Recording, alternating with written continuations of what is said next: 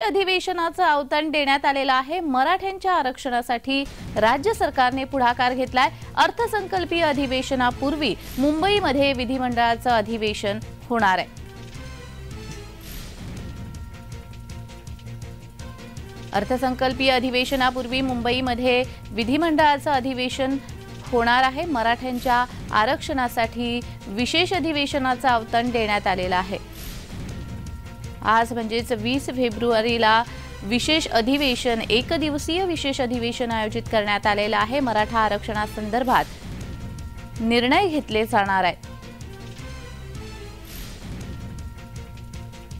अर्थसंकल्पीय अधिवेशनापूर्वी मुंबईमध्ये विधिमंडळाचं अधिवेशन आयोजित करण्यात आलेलं आहे। विशेष अधिवेशनाचं आव्हान देण्यात आलेलं आहे। मराठ्यांच्या आरक्षणासाठी राज्य सरकारने आता पुढाकार घेतलेला आहे। अर्थसंकल्पीय अधिवेशनापूर्वी मुंबईमध्ये विधिमंडळाचं अधिवेशन होत आहे। आज म्हणजेच 20 फेब्रुवारीला हे विशेष अधिवेशन आयोजित करण्यात आलेलं आहे। एक दिवसाचं हे अधिवेशन असणार आहे। मराठा आरक्षणासंदर्भात महत्त्वपूर्ण निर्णय या अधिवेशनामध्ये घेतले जाणार आहेत। मराठा आरक्षणाचा प्रश्न दिवसेंदिवस वाढत चाललेला आहे आणि मनोज जरांगे पुन्हा एकदा उपोषणाला बसलेले आहेत। अधिसूचनेचं कायद्यात रूपांतर करण्यासाठी म्हणून मनोज जरांगे पुन्हा एकदा उपोषणाला बसलेले आहेत आणि त्यामुळे 20 फेब्रुवारीला म्हणजे आज विशेष अधिवेशनाचं आयोजन करण्यात आलेलं आहे। या विशेष अधिवेशनामध्ये मराठा आरक्षणासंदर्भात महत्त्वाचे निर्णय घेतले जाणार आहेत।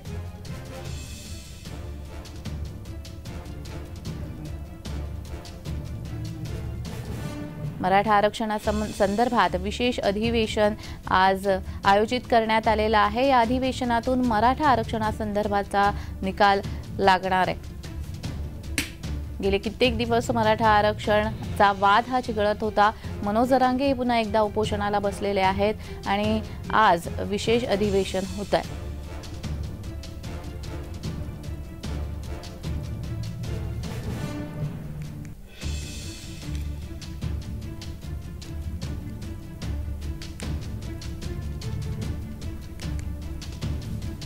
विशेष अधिवेशनाचं आव्हान देण्यात आलेलं आहे। मराठ्यांच्या आरक्षणासाठी राज्य सरकारने पुढाकार घेतलेला आहे। अर्थसंकल्पीय अधिवेशनापूर्वी मुंबईमध्ये विधिमंडळाचं अधिवेशन होणार आहे।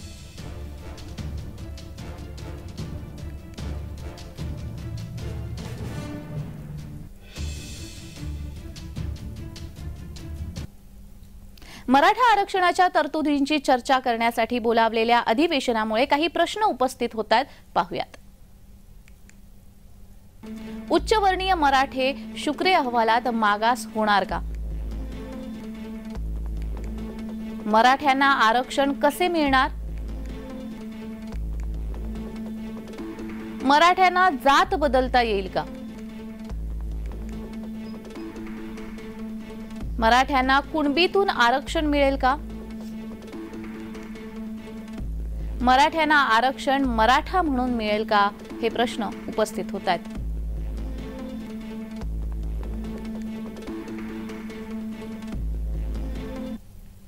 मराठा म्हणून आरक्षण द्यायचं असेल तर ते एसीबीसी म्हणूनच द्यावं लागेल, हे तितकंच खरं आहे। आणि त्याच्यासाठी कायदेशीर आधार हा भक्कम करण्यासाठीच एवढं मोठं सर्वेक्षण राज्य सरकारच्या पुढाकाराने राज्य मागासवर्ग आयोगाने केलेलं आहे।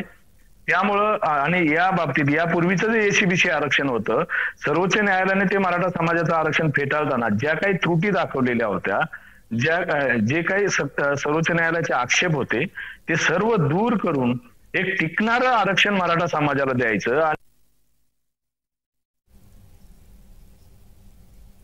तर या संदर्भात अधिक माहिती देण्यासाठी आमचे प्रतिनिधी कुणाल भोईटे आपल्याशी लाईव्ह द्वारा जोडले गेलेले आहेत। कुणाल, विशेष अधिवेशनाचं आयोजन आज करण्यात आलेलं आहे। एक दिवसाचं विशेष अधिवेशन हे मराठा आरक्षणासंदर्भात आयोजित करण्यात आलेलं आहे। कोणकोणते मुद्दे या ठिकाणी उपस्थित केले जाते?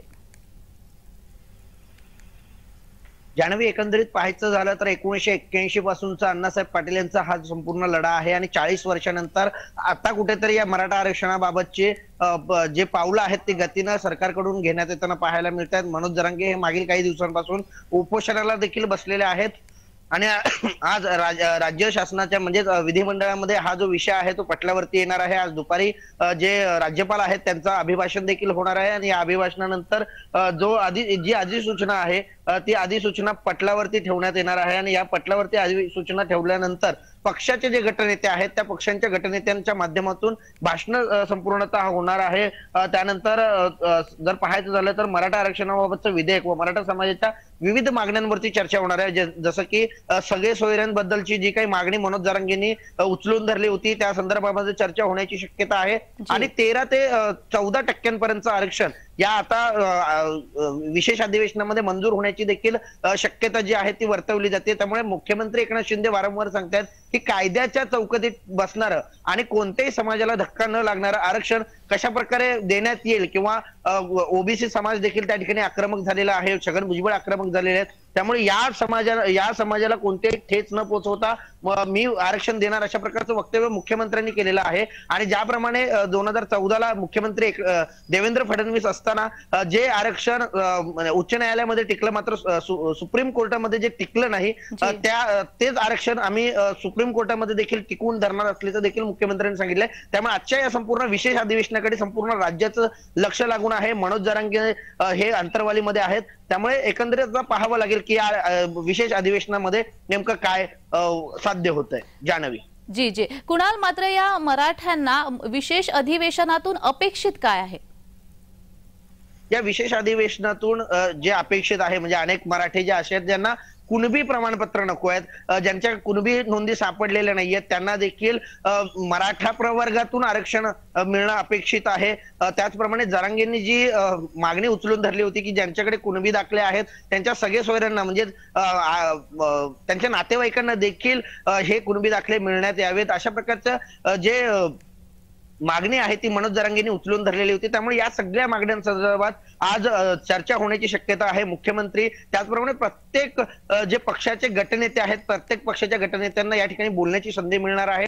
मात्र प्रत्येक पक्षाचे गटनेते काय नेमके मुद्दे मांडतायत किंवा मराठा आरक्षणावरती नेमकी काय चर्चा होते हे पाहणं महत्वाचं असणार आहे। मात्र आज संध्याकाळपर्यंत या सर्वांच्या जे काही पडलेली प्रश्न आहेत ती सोडवली जातील आणि मराठा आरक्षण मिळेल की नाही किंवा 13 ते 14% आतमधलं आरक्षण मराठ्यांना एक वेगळं मिळणार असल्याचं शक्यता जी आहे ती वर्तवण्यात येते। जान्हवी जी जी जी काल राज ठाकरे म्हणालेत, राज ठाकरे हे जेव्हा बोलत होते त्यावेळी त्यांनी असं म्हटलेलं आहे की हा खरं तर केंद्राचा विषय आहे, राज्याचा विषय नाहीये, त्यामुळे त्याला एका व्यवस्थित अशा साच्यातून जावं लागणार आहे, राज्यातून आरक्षण मिळणं हे तितकंसं सोपं नाही असं वक्तव्य देखील राज ठाकरे यांनी केलं होतं। याबाबत काय सांग? जान्हवी एकंदरीत पाहायचं झालं तर कोणत्याही कायद्यामध्ये बदल करायचा असला किंवा कोणताही कायदा नवीन आणायचा असला तर याचं जे काही अधिवेशन आहे ते दिल्लीत होणं अपेक्षित आहे।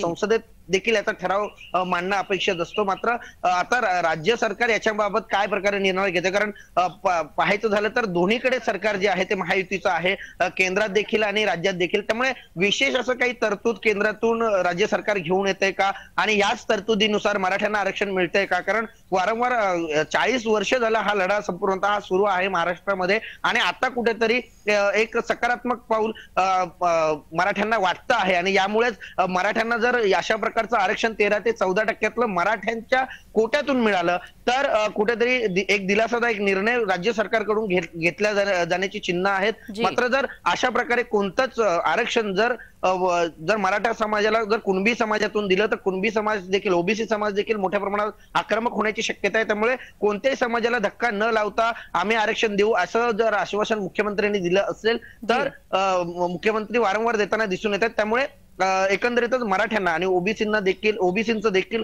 या संपूर्ण विशेष अधिवेशनाकडे जाणीवपूर्वक लक्ष आहे। जान्हवी जी जी धन्यवाद कुणाल तुम्ही दिलेल्या या सविस्तर माहितीसाठी।